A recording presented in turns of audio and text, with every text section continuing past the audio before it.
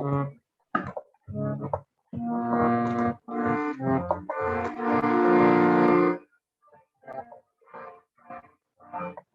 The Lord. প্রভু গৌরব করি যে প্রভু অপূর্ব সুযোগ আমাকে করে দিয়ে যেন তার প্রশংসা আরাধনা করি। আসুন আমরা তার প্রশংসা করি, তার আরাধনা করি। যিশু থাকো, শান্তি রাখো, শয়তানের পথ বন্ধ করে।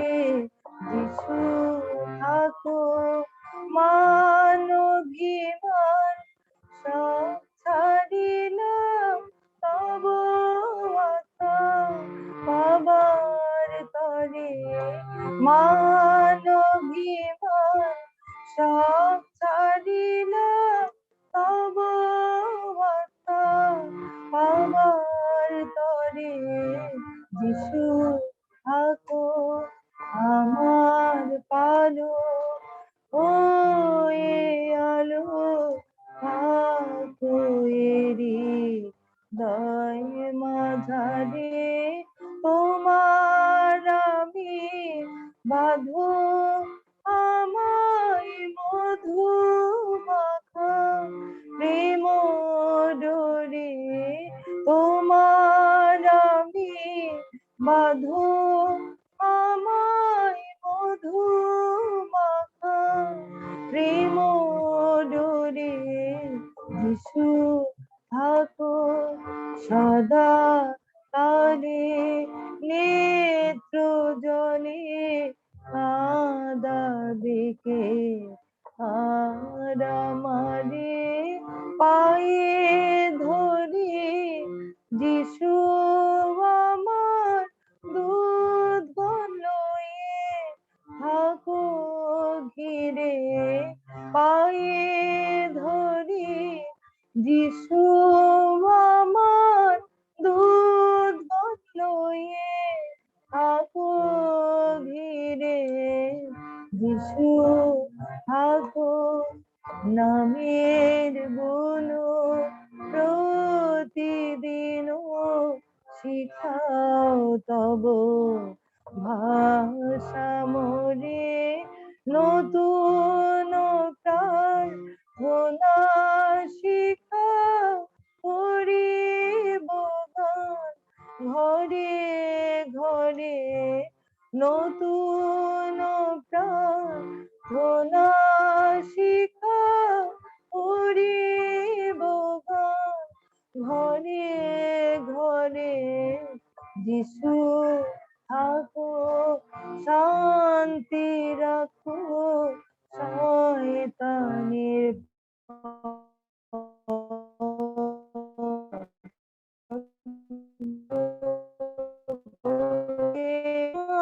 মারিলাম তব আমার তরে। যিশু থাকো, শান্তি রাখো, শয়তানের পথ বন্ধ করে। যিশু থাকো।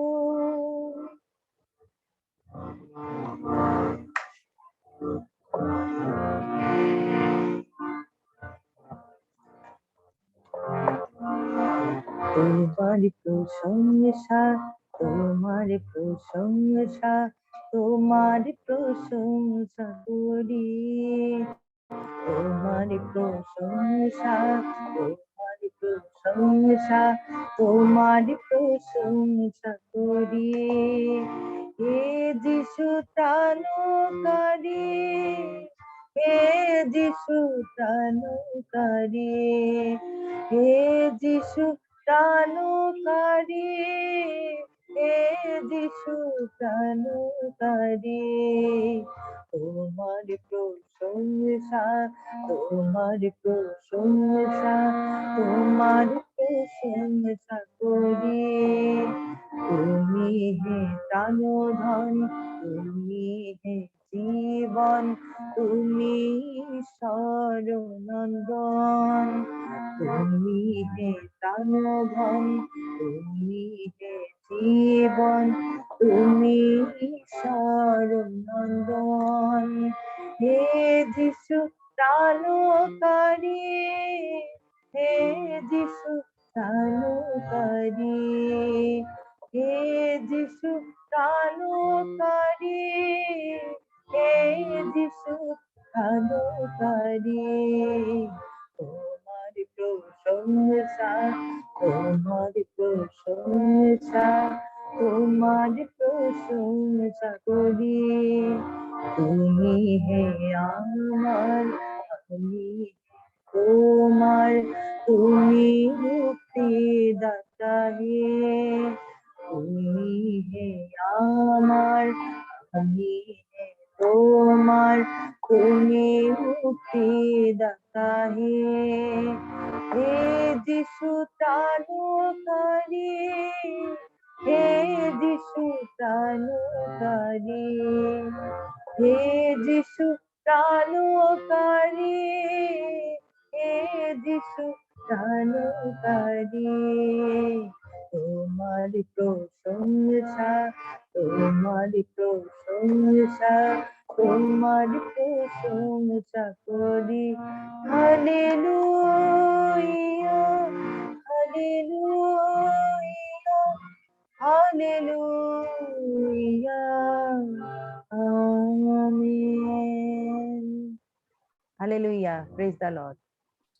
Amen. Amen. আন্টি ধন্যবাদ এই প্রশংসা এবং আরাধনার জন্য। আসলে আমরা প্রার্থনা করি। জীবন্ত বাহিনী গণেশ সদা প্রভু, আমরা তোমার গৌরব করে তোমার প্রশংসা করি। ধন্যবাদ দেই যে তুমি আমাদেরকে আবারও একত্রিত করেছো। বাক্য বলে যেখানে 2 কি 3 জন আমার নামে একত্রিত হয়, আমি সেখানে উপস্থিত থাকি। প্রভু, আমরা সংখ্যায় যাই হই না কেন, বিশ্বাস করি যে তোমার উপস্থিতি রয়েছে। প্রভু, এই সময় আমাদের দেহ, আত্মা, মন তোমার কাছে সমর্পণ করো। প্রভু, আমাদের মুখ যেমন ভিন্ন, আমাদের প্রয়োজনও ভিন্ন। তুমি সমস্ত কিছু অবগত আছো প্রভু। প্রভু, তুমি জানো যে তোমার এই সুন্দর সেই পৃথিবী ধীরে ধীরে তার শেষের দিকে এগিয়ে চলছে। প্রভু, সাহায্য করো যাতে আমরা প্রস্তুতি গ্রহণ করতে পারি। এই সময় আমরা প্রার্থনা করি সমস্ত শয়তানের, সমস্ত দেয়াবলের পরিকল্পনা, সমস্ত শয়তানের আক্রমণ যে আমাদের জীবনের উপরে, আমাদের পরিবারের উপরে রয়েছে, যিশু খ্রিস্টের নামে তা ধ্বংস ঘোষণা করি। সমস্ত বিপক্ষগণ প্রভু লজ্জিত হোক যিশু নামে। প্রভু, তোমার রাজ্য এবং তোমার ধার্মিকতা বৃদ্ধি আরো দ্রুত গতি লাভ করুক যিশু খ্রিস্টের নামে। প্রভু, যারা আমরা রয়েছি তোমার এই সান্নিধ্যে, প্রভু আমাদেরকে সাহায্য করো। তোমার বাক্য দ্বারা আমাদেরকে পরিতৃপ্ত করো। তোমার গৌরবে তুমি আমাদের প্রত্যেককে ব্যবহার করো। আর এই প্রার্থনা একমাত্র কুশলত প্রভু যীশু খ্রিস্টের নামে চাই। Amen. Praise the Lord. Hallelujah. আমি আরেকবার সকলকে ধন্যবাদ দিতে চাই যারা এখানে উপস্থিত রয়েছেন। আজকে আমাদের সেই বাইবেল ইন্ট্রোডাকশনের দেখার কথা রয়েছে এবং আমি প্রার্থনা করি যে আমরা যে কয়জনই রয়েছি, প্রভু আমাদেরকে তিনি তার প্রজ্ঞা প্রদান করবেন যিশু নামে। আমরা বাইবেল ইন্ট্রোডাকশনে দেখার চেষ্টা করেছি যে বাইবেল কি এবং বাইবেল কয়টি অংশ, কয়টি বই। আমরা দেখেছি যে পুরাতন নিয়ম এবং নতুন নিয়ম, এদের মধ্যে পার্থক্য কি, তাদের মধ্যে বইগুলোর যে প্রকারভেদ সেগুলো আমরা দেখেছি। পরবর্তীতে আমরা দেখেছি যে আসলে বাইবেল কিভাবে সংকলিত হয়। আমি শেয়ার করছি। দেখেছি বাইবেল কিভাবে সংকলন করে লেখা হয়। এটা অন্যরা বলে যে আসমানি কিতাব আসমান থেকে ঠাস করে ফেলে দেওয়া হয়েছে, কিন্তু এটা সেভাবে না। আমরা দেখেছি যে কিভাবে মানুষ পবিত্র আত্মার পরিচালনায় তারা লিপিবদ্ধ করেছেন। বিশেষ করে আমরা দেখেছি একটি ক্ষেত্র যেটা হচ্ছে পালতোলা নৌকার মতো, কিভাবে বাইবেল সংকলিত হয়েছে। এছাড়া আমরা দেখেছি, বিশেষ করে এই অংশটি আমরা দেখেছি যে বাইবেল কিভাবে লিপিবদ্ধ হয়েছে। ঈশ্বর তার গুপ্ত বিষয় যখন প্রকাশ করেছেন, মানুষ সেই গুপ্ত বিষয় উপলব্ধি করতে পেরে পবিত্র আত্মার পরিচালনায় তা ঘোষণা করেছেন, লিপিবদ্ধ করেছেন। এছাড়া আমরা দেখেছি যে সেই বাইবেলের পুরো চিত্রটা কি, পুরো ঘটনাটি কি, এবং সেখানে আমরা দেখেছি যে এদন বাগান থেকে শুরু করে প্রভু যীশু খ্রিস্টের সেই ক্রুশারোপণ এবং পুনরুত্থান, সমস্ত ঘটনাগুলো যেন একই সূত্রে গাঁথা। আমরা দেখেছি যে আমরা এই নতুন ক্রিয়েশনে অর্থাৎ সেকেন্ড কামিং এর দিকে রয়েছি। আমরা এছাড়াও একটি বিষয় নিয়ে আমরা দেখেছি, সেটি হচ্ছে সেই নীরব সময় 400 বছর, সেখানে পৃথিবী কিভাবে প্রভু যীশু খ্রিস্টের জন্য প্রস্তুত হচ্ছিলেন। আমরা সেখানে অনেক সাম্রাজ্যের উত্থান পতন দেখি। আমরা দানিয়েল পুস্তকের 2 অধ্যায় অনুসারে আমরা দেখি যে সেই সাম্রাজ্য, যেটা বাবিলীয়, পারসীয় এবং গ্রিস, এরপরে সব শেষে আমরা দেখি রোমান, এবং রোমান সাম্রাজ্যের শেষে আমরা দেখি খ্রিস্টীয় সাম্রাজ্য বৃদ্ধি পেয়েছে এবং তা বৃদ্ধি পাচ্ছে। আমরা এই 400 বছরের নীরব সময় দেখেছি যে সেই নাটকের প্রথম অংশের সমাপ্তি শেষে সেখানে পর্দা টেনে দেয়া হয় এবং পর্দার আড়ালে অনেক কিছু সম্পাদিত হয়। আর সেই পর্দার আড়ালের ঘটনাগুলো আমরা বর্ণনা করার চেষ্টা করেছি। সেখানে কিভাবে সেই সাম্রাজ্যের পর সাম্রাজ্য একজন আরেকজনের উপরে কর্তৃত্ব গ্রহণ করতে থাকে, এবং সেখানে আমরা দেখেছি যে কিভাবে সেই ক্যাননগুলো, অর্থাৎ সেই পুরাতন নিয়মের সেই পবিত্র পুস্তকগুলো কিভাবে গৃহীত হয়, নতুন নিয়মের পুস্তকগুলো কিভাবে গৃহীত হয়। সেই সবকিছু আমরা দেখেছি যে পর্দার আড়ালে ঘটতে থাকে এবং পৃথিবী প্রস্তুত হয় তার ত্রাণকর্তাকে গ্রহণ করার জন্য। এছাড়াও আমরা দেখেছি যে আসলে আমাদের সৃষ্টি কিভাবে, আমরা দেহ আত্মায় মনে কিভাবে বিভক্ত। এছাড়াও আমরা দেখেছি যে পরিত্রাণের যে ধাপগুলো রয়েছে, যে পথগুলো রয়েছে, সেই বিষয়ে আমরা শিক্ষা গ্রহণ করেছি। তো সর্বশেষে আমরা যেটি দেখতে চেয়েছিলাম সেটি হচ্ছে অ্যাপোক্রাফা। সেই অ্যাপোক্রাফা সেটি কি? আমরা জানি যে আমাদের হাতে যে বাইবেলটি রয়েছে সেটি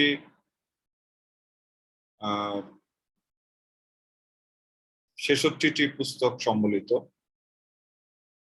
কিন্তু ক্যাথলিক যারা রয়েছেন, ক্যাথলিক মতবাদী, তাদের কিন্তু এই পুস্তকের সংখ্যা 66টি নয়। তাদের পুস্তকের সংখ্যা আরো বেশ কিছু পুস্তক সেখানে অতিরিক্ত সংযোজিত, এবং এই অতিরিক্ত সংযোজিত পুস্তককেই অ্যাপোক্রাফা বলে। এই অতিরিক্ত পুস্তকগুলোকেই সাধারণত অ্যাপোক্রাফা বলে।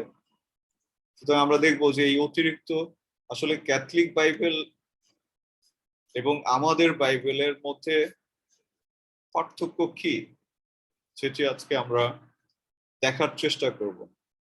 এবং আমি প্রার্থনা করি প্রভু আমাদেরকে সাহায্য করবেন, প্রভু আমাকে সাহায্য করবেন, যাতে করে আমি আপনাদের সম্মুখে সঠিকভাবে তুলে ধরতে পারি। অ্যাপোক্রাফা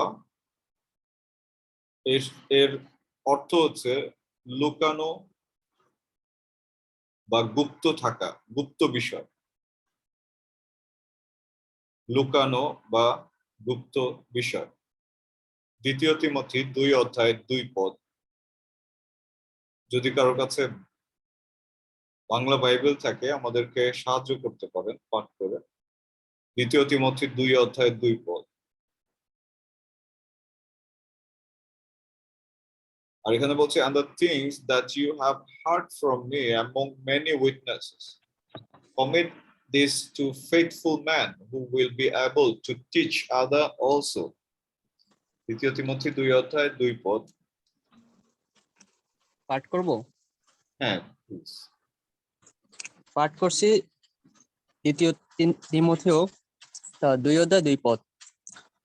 অনেক সাক্ষীর সামনে আমার মুখে যেসব শিক্ষার কথা তুমি শুনেছ, সেই শিক্ষা ধরে রাখবার জন্য তুমি তা এমন সব বিশ্বস্ত লোকদের দাও যাদের অন্যদের শিক্ষা দেবার যোগ্যতা আছে।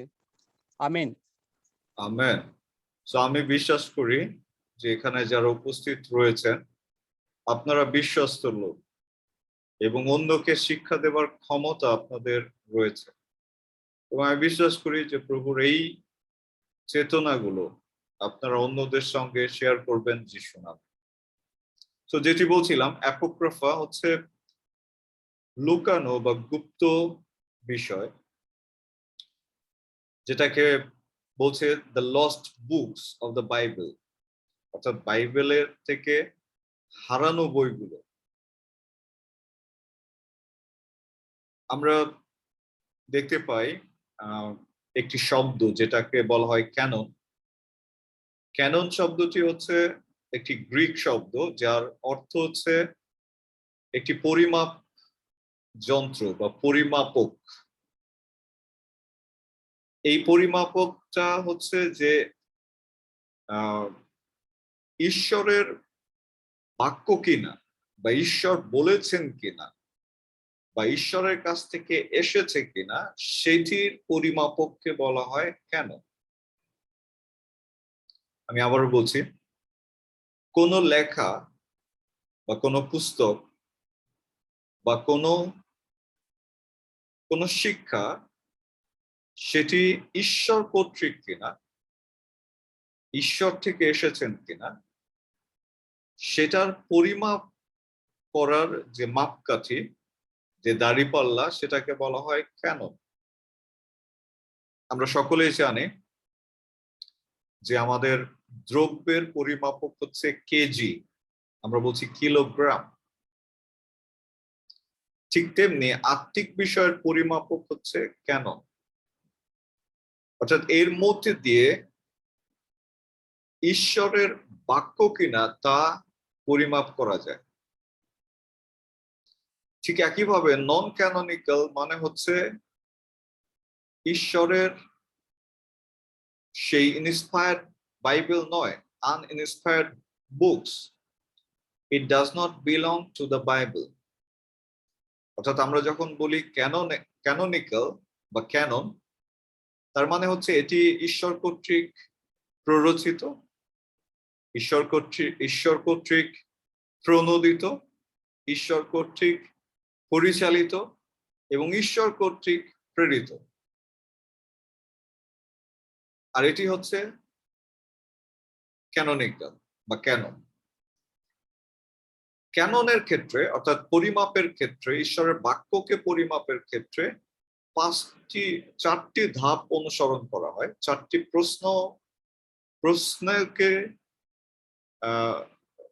প্রশ্নের উপর ভিত্তি করে একে পরিমাপ করা হয়। প্রথম হচ্ছে যে এটি কি ঈশ্বর ক্লেম করেছেন, তিনি কি এটি দাবি করেছেন যে এটি তার। দ্বিতীয় হচ্ছে যে তিনি কি এটি বলেছেন? Does God said it? তৃতীয় হচ্ছে, ঈশ্বর কি তার বলা কথা কনফার্ম করেছেন বাক্যের মধ্যে দিয়ে? এবং চতুর্থ হচ্ছে যে ঈশ্বর কি প্রত্যক্ষভাবে সেই বাক্য সম্পর্কে সাক্ষ্য দিয়েছেন? তো একটা বইকে বা একটা লেখাকে ঈশ্বরীয় লেখা বা ঈশ্বরীয় বই এই পদবি পেতে হলে, এই উপাধি পেতে হলে এই চারটা বেসিক কৈশিকের মধ্যে দিয়ে তাকে যেতে হয়। প্রথম হচ্ছে, ঈশ্বর কি এটি দাবি করেছেন যে এটি তার? ঈশ্বর কি এটি নিজে বলেছেন? ঈশ্বর কি তার বলা কথা কনফার্ম করেছেন? ঈশ্বর কি তার বিষয়ে নিজে সাক্ষ্য দিয়েছেন? তো এই বিষয়গুলো যদি কোথাও বা কোনো পুস্তকে দেখা যায়, তাহলে সেগুলোকে মনে করা হয় যে এটি ঈশ্বর কর্তৃক প্রদত্ত। কিন্তু যদি কোনো লেখায় এই চারটি ধাপ, এই চারটি বিষয় না থাকে বা উপেক্ষিত হয়, বা সেখানে যদি এই চারটি বিষয় সেখানে অনুপস্থিত থাকে, যে কোনো একটি বিষয়, তাহলে সেটিকে আমরা ঈশ্বরের বাক্য হিসেবে গ্রহণ করতে পারি না। খ্রিস্টদের প্রিয়জন, আমাদের এছাড়াও আমাদের পবিত্র আত্মা রয়েছে আমাদের মাঝে। ঈশ্বর কর্তৃক কোনটি সেটি চেনার, সেই আত্মাগণকে, সেই বাক্যগণকে চিনে নেয়ার শক্তি, ক্ষমতা আমাদেরকে ঈশ্বর অটোমেটিক্যালি দিয়েছেন। আপনি বলতে পারবেন যে কোনো প্রচারকের প্রচার, সেটি কি ঈশ্বর কর্তৃক প্ররোচিত, ঈশ্বর কর্তৃক প্রণোদিত, বা সেটি কি ঈশ্বর থেকে এসেছে? সেটি আপনি বুঝতে পারবেন। যদি ঈশ্বর থেকে না এসে থাকে, সেটিও আপনি বুঝতে পারবেন, কারণ ঈশ্বর অলরেডি আমাদেরকে তার নিজের আত্মা বায়না দিয়েছেন।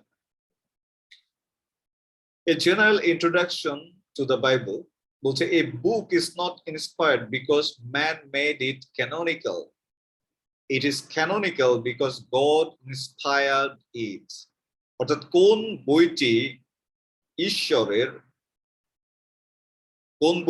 ঈশ্বরের লেখা নয়, এটি মানুষ নির্ধারণ করে না, এটি ঈশ্বর নিজেই নির্ধারণ করে।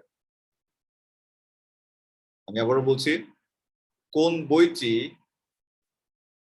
ক্যানোনিক্যাল আর কোন বইটি ক্যানোনিক্যাল না, এটি মানুষের বিবেচনায় না, কিন্তু ঈশ্বর কর্তৃক নির্ধারণের মাধ্যমে হয়ে থাকে।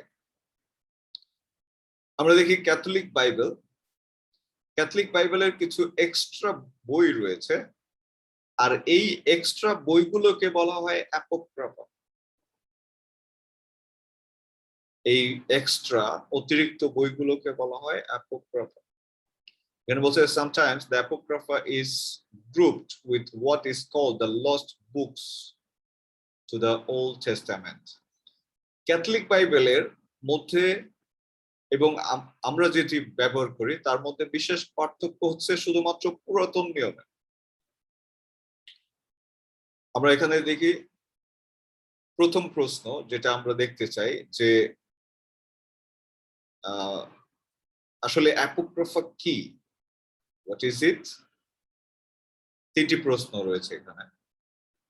দ্বিতীয় প্রশ্ন হচ্ছে যে কেন ক্যাথলিক মণ্ডলী এটাকে গ্রহণ করেছে, কেন সেটি তারা ডিফেন্ড করে।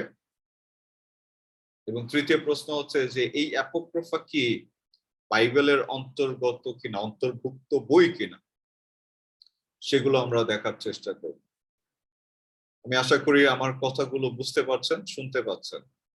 কেউ একজন বলুন হালেলুয়া। হালেলুয়া। হালেলুয়া।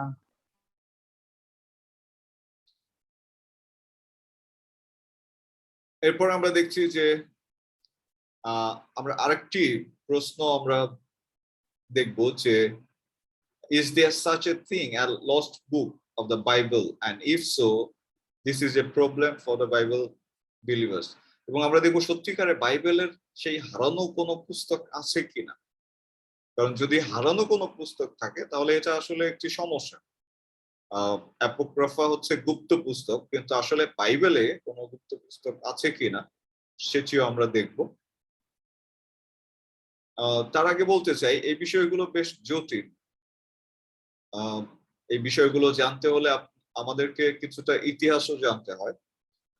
সেটা হচ্ছে বাইবেল সংকলনের ইতিহাস, কিভাবে বাইবেল সংকলিত হয়েছিল এবং কেন এই বাইবেলগুলোকে দুইটা গ্রুপে ভাগ করে দেয়া হলো, কেন ক্যাথলিক সম্প্রদায় তারা তাদের সেই সিদ্ধান্তে, তাদের কাউন্সিলে কেন সেই বাইবেলগুলোকে, অর্থাৎ সেই বইগুলোকে বাইবেল হিসেবে ঘোষণা দিলেন, এবং কেন অন্য মণ্ডলীগুলো সেই বাইবেল, সেই অ্যাপোক্রিফা গুলো বাইবেল হিসেবে নিলেন না। তো এর মধ্যে অনেক হিস্ট্রি আছে, সেগুলো আমরা ধাপে ধাপে অনুসরণ করব।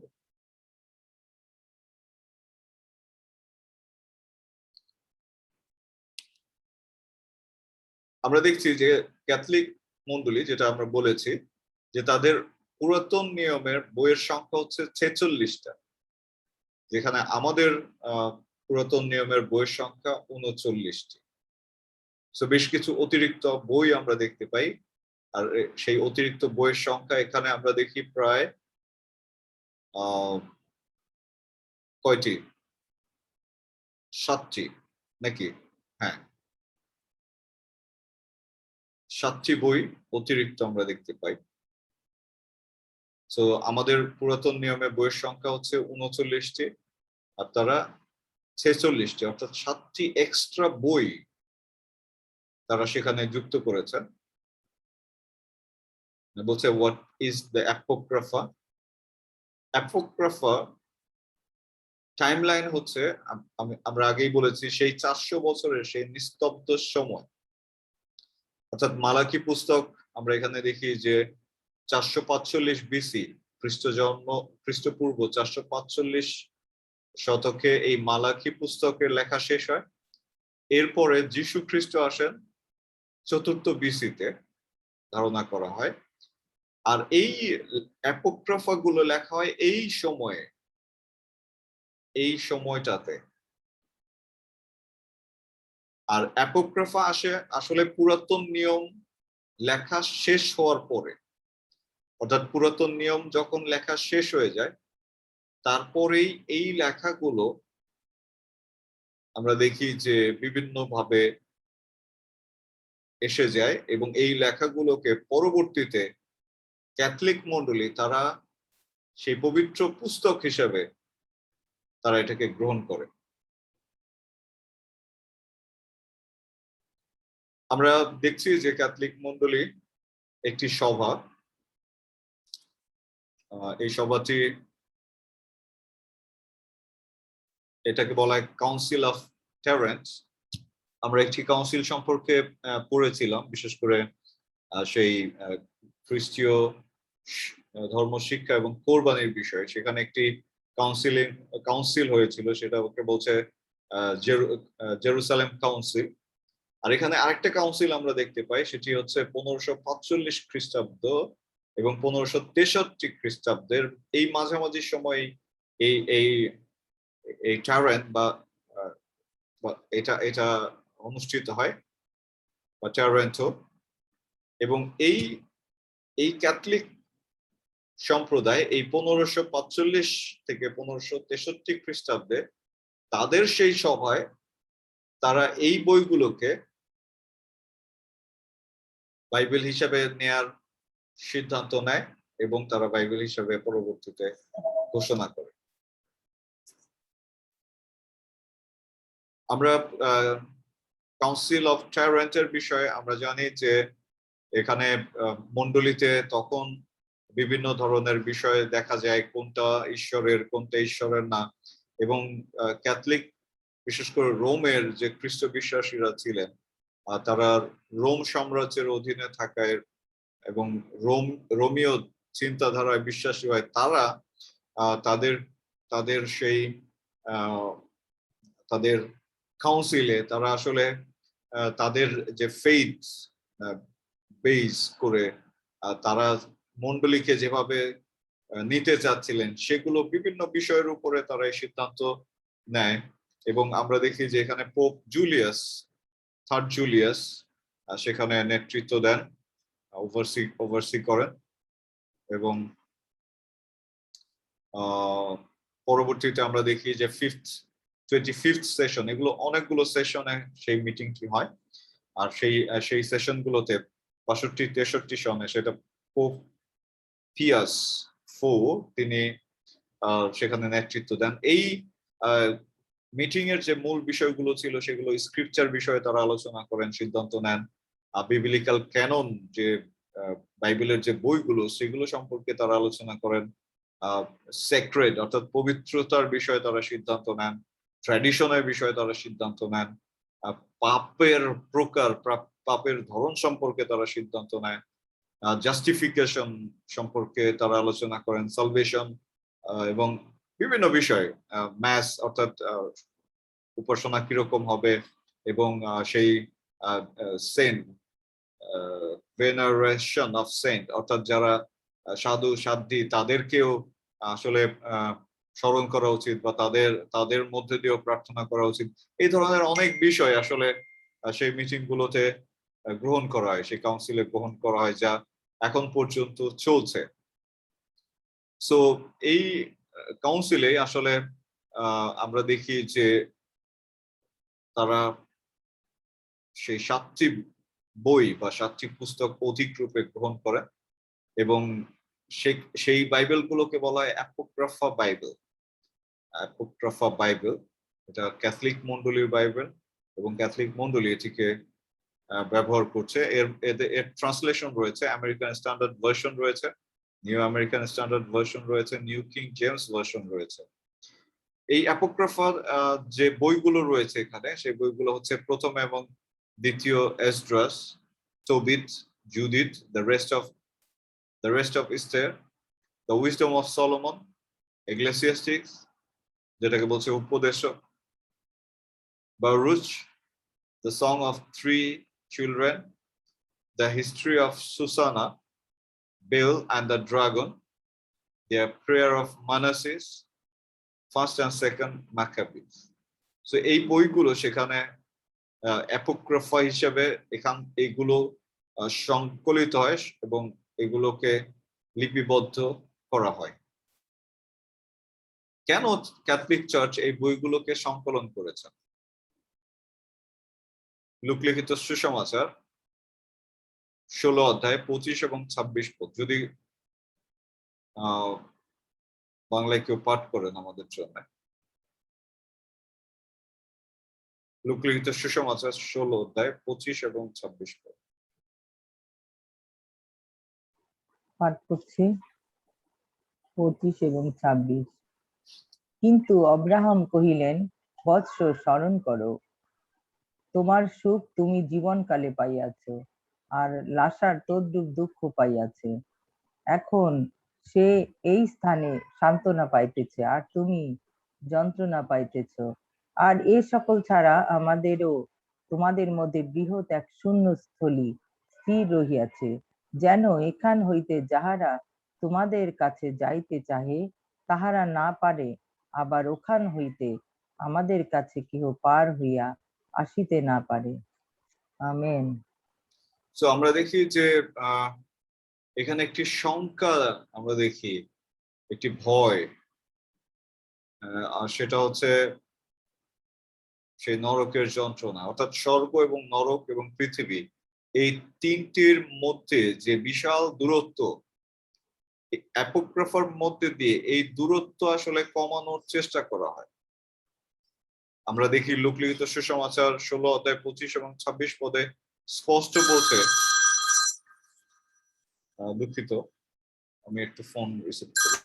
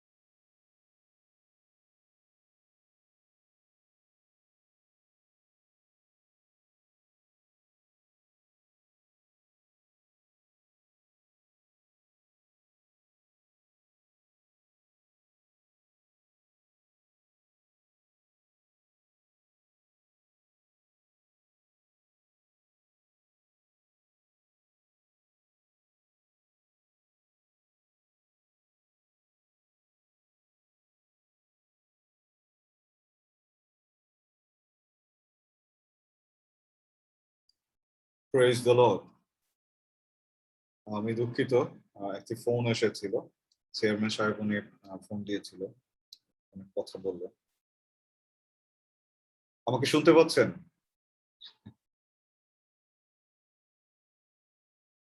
Praise the Lord. হ্যাঁ, শুনতে স্যার। পাচ্ছি আঙ্কেল। সো যেটি বলছিলাম যে আসলে এই আহ, এই মৃত্যুর বিষয়, স্বর্গের বিষয়, নরকের বিষয় এবং পার্থিব বিষয়, এই তিনটা বিষয়ের বাইবেলের যে ধারণা, যে দূরত্ব, এই অ্যাপোক্রাফার মধ্যে দিয়ে এই রোমান ক্যাথলিক সম্প্রদায় এই দূরত্বকে কমিয়ে আনার চেষ্টা করেছেন এবং তারা একটা তারা একটা পদ্ধতি ব্যবহার করেছেন যার মধ্যে দিয়ে যাতে মানুষদেরকে মণ্ডলী বা প্রতিষ্ঠানের সঙ্গে যুক্ত রাখা যায়। তো আমাদের এই জিনিসটা খুবই খুবই গুরুত্বপূর্ণ। এখানে আমাদেরকে অবশ্যই মনে রাখতে হবে যে এখানে টোটালি বলছে যে and beside this thing between us and you there is a great gulf fixed, একটা বড় জায়গা, একটা বড় পার্থক্য রয়েছে, একটা বড় দূরত্ব রয়েছে এবং সেটা fixed, so that those who want to pass from here to you cannot। আর এই দূরত্বটা রাখা হয়েছে যাতে এখান থেকে অর্থাৎ নরক থেকে যদি কেউ স্বর্গে যেতে চায় সেটা যাতে সম্ভব না হয়, nor can this from there pass to us, অথবা সেখান থেকে কেউ এখানে আসতে পারে সেটি যাতে না হয়। এই বিষয়টা কিন্তু সেই নরক এবং স্বর্গের যে দূরত্ব, এটি আমাদেরকে মনে রাখতে হবে আমরা অ্যাপোক্রিফা দেখার ক্ষেত্রে। আমরা ইব্রিয় 9:27 পদ, সেখানে আমরা দেখতে পাই, সেখানে লেখা আছে and it is appointed for man to die once but after this the judgment। অর্থাৎ এখানে বাংলায় যদি আমি এটি করি, বলছে যে মানুষের জন্য মৃত্যু একবার নির্ধারিত, এরপরে বিচার। আমরা এখানে দেখি অ্যাপোক্রিফা ক্যাথলিক বাইবেলে, সেখানে 2 মাক্কাবী 12:45 পদে সেখানে কি বলছে, সেখানে বলছে wherefore he made the propitiation for them that had died that they might be released from their sin। ঠিক এখানে উল্টো কথা বলছে, এখানে বলছে therefore he made the propitiation, অর্থাৎ তিনি সুযোগ করে দিলেন for them that had died, যারা মৃত্যুবরণ করেছে, that they might be released from their sin, অর্থাৎ এখানে বলছে মৃত্যুর পরে পাপ থেকে যাতে তারা মুক্ত হতে পারে, which one is not appropriate। সুতরাং আমরা অন্যান্য বাইবেলের যে পদগুলো আমরা এখানে দেখি যে সেই সেকেন্ড ম্যাকাবিতে এটি ভিন্ন পাঠ রয়েছে, ভিন্ন মতবাদ রয়েছে। তোবিত পুস্তক, এই অ্যাপোক্রিফা তোবিত পুস্তকের 12:9 পদে বলছে alms doeth deliver from death and it shall purge all away all sin। অর্থাৎ এখানে বলছে যে alms অর্থাৎ উপহার, দান বা নৈবেদ্য, এটা যে মানুষ মৃত্যুবরণ করেছে তাকে তার পাপ থেকে মুক্তি দিতে পারে, যেটা বাইবেল সমর্থন করে না। অর্থাৎ মৃত ব্যক্তি, এখানে বলছে যে মৃত ব্যক্তির নামে যদি দান সদকা করা হয় তাহলে সে তার গুনাহ থেকে মাপ পাবে। কিন্তু আমরা দেখলাম সেই লূক লিখিত সুসমাচারে অলরেডি সেখানে মৃত্যুর পরে বলছে আর কোনো উপায় নেই, কেউ নরক থেকে স্বর্গে যেতে পারবে না, কেউ স্বর্গ থেকে নরকে যেতে পারবে না। সো এই অ্যাপোক্রিফা গুলো, সেকেন্ড ম্যাকাবী এবং তোবিত, এই অ্যাপোক্রিফা গুলো টোটালি খ্রিস্ট শিক্ষার বিপরীতে শিক্ষা প্রদান করে থাকে। তারা মনে করে যে মৃত্যুর পরে সাধু সাধ্বীরা প্রার্থনা করতে পারে, মৃত ব্যক্তিদের জন্য প্রার্থনা করা যায়, আর এই জন্য আমরা দেখি যে কবর প্রার্থনা তাদের মধ্যে রয়েছে। ঠিক এই বিশ্বাসটা কিন্তু মুসলিমদের মধ্যেও রয়েছে, হিন্দুদের মধ্যেও রয়েছে। হিন্দুরা কবর পূজা করে, মুসলিমরা কবর জিয়ারত করে, এবং এই ক্যাথলিক সম্প্রদায় তারাও কবর পূজা করে, কবর প্রার্থনা করে। সো এগুলো তাদের সেই অ্যাপোক্রাফা বইগুলো থেকে তারা এই শিক্ষাগুলো লোকদেরকে প্রদান করে থাকে। এখানে একজনের ছবি আমরা দেখতে পাচ্ছি, আর তিনি একজন ক্যাথলিক ধর্মযাজক। আর তিনি বলছে, it is true that the Pentecost considered the book of Maccabee apocryphal, but they rest upon the same authority as Isaiah or Saint John, the divine infallible witness of the Catholic Church. So তিনি বলছেন যে ম্যাকাবিকে অ্যাপোক্রিফা বই হিসেবে পেন্টিকস্টালরা গ্রহণ করে, কিন্তু সেই যিশায় এবং সেন্ট জন তারা ক্যাথলিক চার্চের ভিত্তিপ্রস্তর। আপনারা এখানে জানবেন যে ক্যাথলিক মন্ডলী কিন্তু এসেছে আমরা দেখেছি 15 শতকের এর মধ্যে দিয়ে, বা ক্যাথলিক মন্ডলী এসেছে 400 শতাব্দীর পরে। যোহন কোনোদিন ক্যাথলিক মন্ডলীর প্রধান ছিলেন না, যিশায়ও কোনোদিন ক্যাথলিক মন্ডলীতে যুক্ত ছিলেন না, এমনকি যিশুর 12 জন শিষ্য তারা এই ক্যাথলিক মন্ডলীর ভুক্ত ছিলেন না। আজকে যদি আমরা এই রোমান ক্যাথলিকদের দিকে তাকাই, তাদেরকে আমরা দেখি যে সমস্ত সাধু সাধ্বীদের জন্য মনে হয় যে তারাই তাদের, কিন্তু না। আমরা রোমান সাম্রাজ্যের ইতিহাস জানি। রোমান সাম্রাজ্যই কিন্তু যিশুকে ক্রুশে দিয়েছিলেন। রোমান সম্রাট সেই পিলাত তিনি হাত ধুয়েছিলেন এবং আদেশ দিয়েছিলেন। আমরা দেখি যে মণ্ডলীর তাড়নায়, প্রেরিত পুস্তকের প্রথম থেকে শেষ পর্যন্ত মণ্ডলীর তাড়না করেছেন এই রোমান সাম্রাজ্য। আমরা দেখি শিষ্যদের অধিকাংশ মৃত্যুবরণ করেছেন এই রোমান সাম্রাজ্যের হাতে, এই ক্যাথলিক সম্প্রদায়ের হাতে। আমরা দেখি যে ইভেন প্রেরিত পৌল, তাকেও এই রোমান সম্রাটরা তার মুন্ডু ছেদন করে। সো অত্যাচার নির্যাতন তারাই করেছেন, এবং তারা মানুষকে ধোঁকা দেওয়ার জন্য, মানুষকে নিয়ন্ত্রণের জন্য তারাই আবার খ্রিস্ট ধর্ম গ্রহণ করে খ্রিস্টিয়ানিটিকে ভিন্ন পথে পরিচালিত করেছেন। Praise the Lord. সো কেন এই অ্যাপোক্রিফাগুলো বাইবেলের অন্তর্ভুক্ত না? নাম্বার 1, যিশু এগুলোকে রিকগনাইজ করেন। এই অ্যাপোক্রিফাগুলোকে যিশু রিকগনাইজ করেনি। এই অ্যাপোক্রিফা পুস্তকগুলো যিশুর সময় ছিল, কিন্তু যিশু সেগুলোকে সেই বাইবেল হিসেবে বা পবিত্র পুস্তক হিসেবে সেগুলোকে গ্রহণ করেননি। একজন বিখ্যাত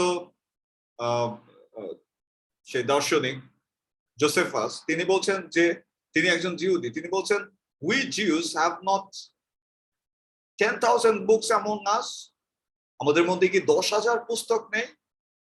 Disagreeing with the contradiction one another, but only 22 books which contain the record all the time and are just believed to be divine.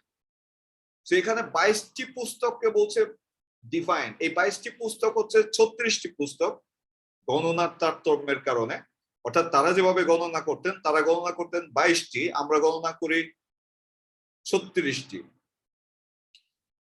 আর তিনি বলছেন 5 of them are book of law, Moses। 13টি রয়েছে মসির সময়, কিং আলেকজারাসের, এবং 4টি রয়েছে হিম অর্থাৎ সঙ্গীত এবং সাহিত্যের। সো জিহুদিরা এই 22টি পুস্তককে তারা ডিভাইন পুস্তক হিসেবে গ্রহণ করেছেন। এর বাইরে জিহুদিরা আর কোন পুস্তককে স্বর্গীয় পুস্তক বলে গ্রহণ করেন। সো আমরা দেখি যিশু তিনি অ্যাপোক্রিফাকে স্বীকৃতি দেননি, অর্থাৎ পুরাতন নিয়মে তিনি মালাকি পর্যন্ত যে পুস্তকটি ছিলেন, মালাকির পরে আর কোন পুস্তককে বিষয়ে তিনি বলেননি। আর আমরা দেখি যে জিহুদিরা তারা 22টি পুস্তকের বাইরে, সেখানে বলছে 10,000 পুস্তক আছে, কিন্তু এই 22টি পুস্তকই হচ্ছে স্বর্গীয় পুস্তক। আর তারা যে 22টি হিসাব করতেন সেটি হচ্ছে ঠিক এইভাবে, তারা এটিকে 5টি ধরতেন, জিওসিওকে 6টি,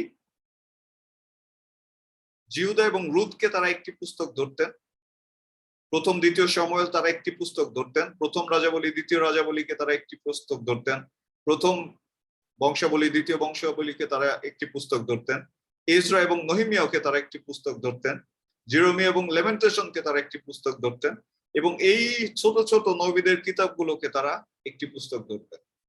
সুতরাং ওল্ড টেস্টামেন্ট আমরা দেখি যে 39টি বই, কিন্তু জিহুদীদের ওল্ড টেস্টামেন্টে 22টি বই, শুধুমাত্র গণনার পার্থক্যের কারণে, কিন্তু এরা একই। অর্থাৎ এখানে আমরা আলাদা আলাদা ভাবে গুনছি, আর সেখানে তারা একসঙ্গে গুনতেন। আমরা যেখানে আলাদা আলাদা ভাবে গুনেছি সেখানে তারা একসঙ্গে গুনতেন। সো জিহুদি ওল্ড টেস্টামেন্ট এবং আমাদের ওল্ড টেস্টামেন্ট এটি একই। তারা বলছে 22টি বই, আমরা বলছি 39টি বই, শুধুমাত্র গণনার পার্থক্যের কারণে। এবং আরেকটি পুরাতন একটি ডকুমেন্ট রয়েছে, সেটা হচ্ছে বাবিলীয় তালমুদ। সেখানে বলছে যে সেই মালাকি এবং হগের পরে, after the later prophet departed Haggai, Zechariah and Malachi, the Holy Spirit departed from Israel. So পবিত্র আত্মা ইসরায়েল পরিত্যাগ করে। Praise the Lord. আমি যেমন বলেছি, যিশু তিনি এই পুস্তকগুলোকে স্বীকার করেননি, আর সেটি রয়েছে লুক লিখিত সুসমাচার 24 অধ্যায় 44 পদ। কেউ একজন পাঠ করুন।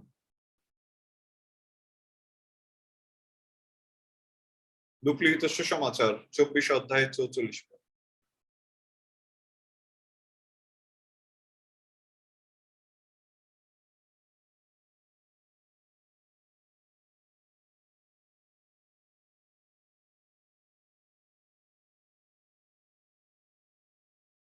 তা 24 অধ্যায় 24 অধ্যায় 44 পদ।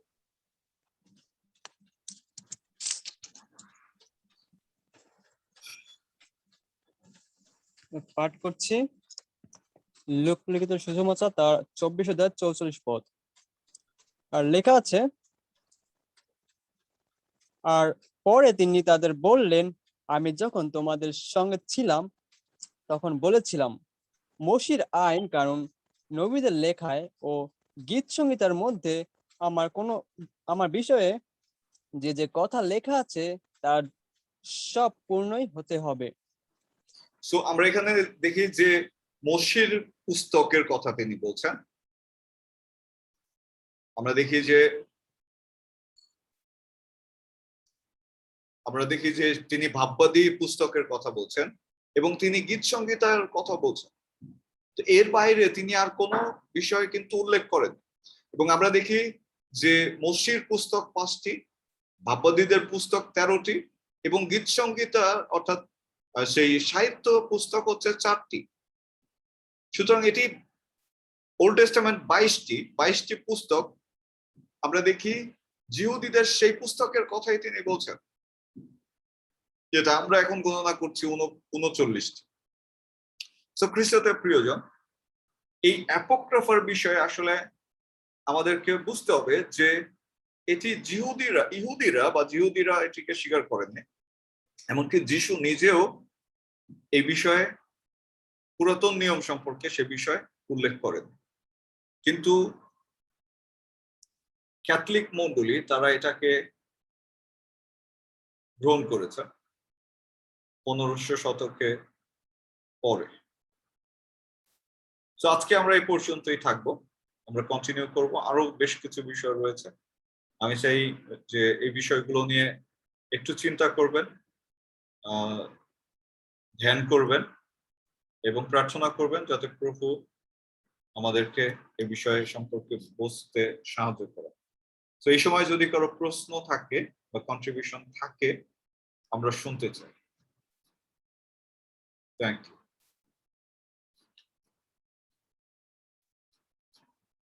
যদি কারো প্রশ্ন থাকে।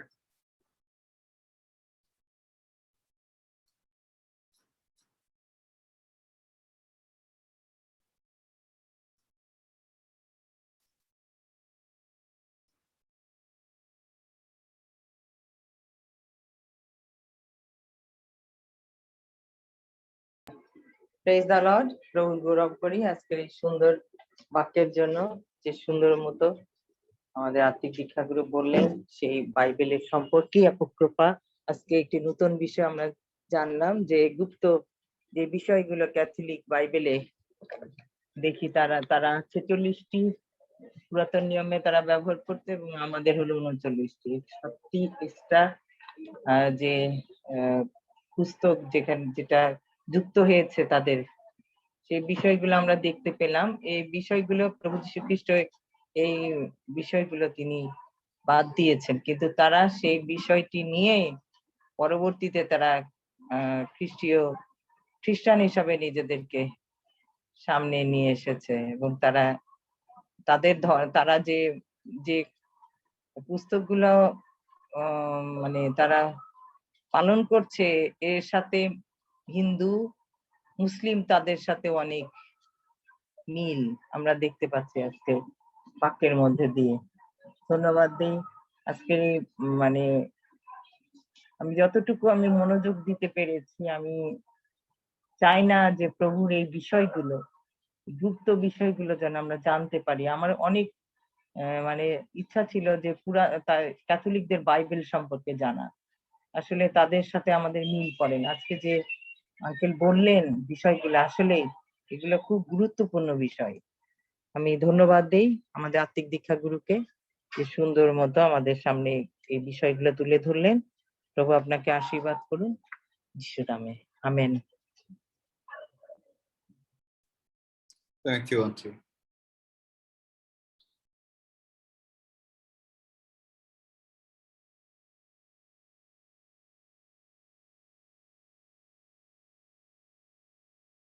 যদি কারো কোনো প্রশ্ন থাকে আর অথবা কন্ট্রিবিউশন করতে চান।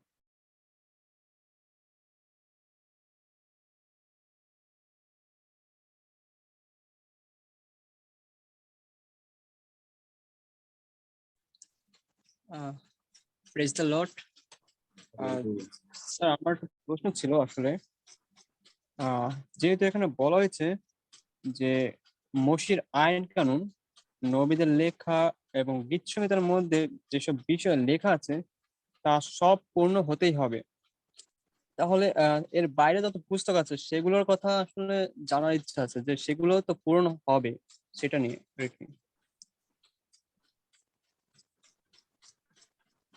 আমি আপনার প্রশ্নটা বুঝতে পারিনি। এখানে লুক তার 24 অধ্যায় 44 পদে যেটা লেখা আছে যে মসির আইন কানুনে, নবীদের লেখায় এবং গীত সংহিতার মধ্যে যেসব বিষয় লেখা আছে তা সব পূর্ণ হতেই হবে। যেহেতু এখানে এই কয়টি পুস্তকের কথা বলা হয়েছে, তাহলে বাইরের পুস্তকগুলো জানার ইচ্ছা যে সেসব পূর্ণ হবে, তাহলে এটাকে একটু জোর দেওয়ার হলো কারণটা কি আসলে? আসলে যিশু বলছিলেন পুরাতন নিয়মে, আপনি জানেন যে পুরাতন নিয়মটা কিন্তু সংকলিত ছিল। যিশু যখন ছিলেন তিনি কিন্তু ওই পুস্তকের উপরে তিনি প্রশিক্ষণ নিয়েছিলেন, এবং আমরা দেখি যে 8 বছর বয়সে তিনি সেই পুস্তকের যারা শিক্ষক ছিলেন তাদের সঙ্গে তিনি কথোপকথন করছিলেন, বিভিন্ন বিষয় নিয়ে তিনি বলছিলেন।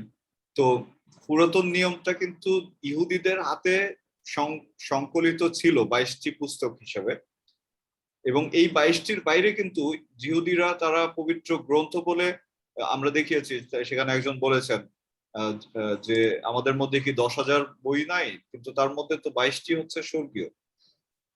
যিশু ওই 22টির কথাই বলছেন, এবং ওই 22টির মধ্যে যা কিছু লেখা আছে তাই পূর্ণ হতে যাচ্ছে, এবং আমরা সেই পূর্ণতা দেখি যিশু পুনরুত্থানের পরে, স্বর্গারোহণের পরে যে সমস্ত পুস্তক লিপিবদ্ধ হয়, এবং সেগুলোর মধ্যে আমরা দেখি যে সেই সাধু মথি, মার্ক, ডক্টর লুক, যোহন এবং সেই পৌলের পত্রগুলি, পিতরের পত্রগুলি, এগুলোর মধ্যে কিন্তু যিশুর সেই পুরাতন নিয়মের সমস্ত সমস্ত ঘটনা যা যিশুর বিষয়ে ভবিষ্যৎবাণী করা আছে সেগুলো কিন্তু পূর্ণতা পায়, এবং এই বইগুলোর সংখ্যা 27টি। সো এর বাইরে কিন্তু আমরা দেখি যে অ্যাপোক্রিফা, যেটা লুকানো বা হিডেন পুস্তক যেগুলোকে বলা হচ্ছে, এগুলোর কিন্তু কোনো কোনো গ্রহণযোগ্যতা আমরা জিহুদীদের মধ্যেও দেখি না, এবং সেগুলো যিশু নিজেও স্বীকার করেননি। এবং যারা প্রোটেস্ট করেন ক্যাথলিক শিক্ষাকে বা ক্যাথলিক ধারণাকে, যে সেটা খ্রিস্টীয় ধারণা না বা খ্রিস্টীয় বিশ্বাস না, তারাও কিন্তু এটাকে গ্রহণ করেন। এবং এই ক্যাথলিক সম্প্রদায় বা রোমান সাম্রাজ্য খ্রিস্টান ধর্মকে গ্রহণ করে রাজনৈতিক উদ্দেশ্যে। আমার কাছে একটি ভিডিও ক্লিপ আছে, আমি আগামী সপ্তাহে চেষ্টা করব সেটি দেখাতে। সম্রাট কনস্টান্টাইন তিনি কিভাবে, আমি বলি যে এটা তিনি ধোঁকা দিয়েছিলেন, তিনি কিভাবে ধোঁকা দিয়ে সমস্ত ইতিহাসকে একটি ভিন্ন মোড় দান করেছিলেন, যা এখন পর্যন্ত চলমান রয়েছে। দেখুন, প্রভু যীশু খ্রিস্টের জন্ম ছিল জেরুসালেমে, তিনি একজন জিহুদি ছিলেন।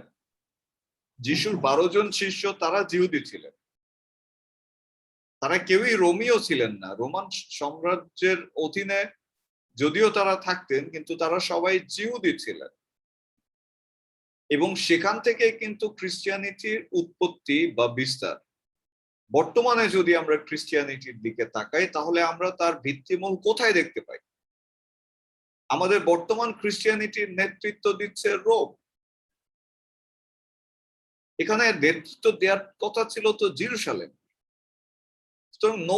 রোম কিভাবে নেতৃত্ব পেল, সেটার পিছনে একটা ইতিহাস আছে। আশা করি আস্তে আস্তে এই বিষয়গুলো আমাদের সম্মুখে পরিষ্কার হবে, এবং এর মধ্যে দিয়ে আমরা বুঝতে পারবো যে আসলে আমরা কোন সময়ে বাস করছি। আমি আশা করি আপনি বুঝতে পেরেছেন সময়। জি স্যার, বুঝতে পারছি, ধন্যবাদ। থ্যাংক ইউ, ধন্যবাদ দেই যারা যুক্ত ছিলেন। প্রভু আপনাদেরকে আশীর্বাদ করুন। সুমেল ভাই যদি প্রার্থনা করেন আমাদের জন্য। জি স্যার, অবশ্যই। আর সমস্ত বিষয় নিয়ে ধন্যবাদ দেন আজকে শিক্ষার বিষয় নিয়ে।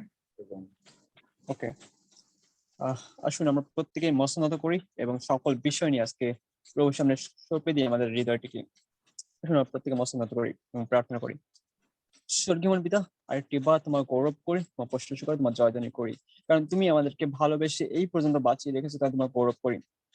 প্রভু, আমাদের পরিবার কত সকলে ভালো আছে, সুস্থ আছে, তাই তোমার গৌরব করি। প্রভু, আজকে আমরা জুম থেকে অনেক কিছু শিখেছি যা আমাদের সত্যি অজানা ছিল।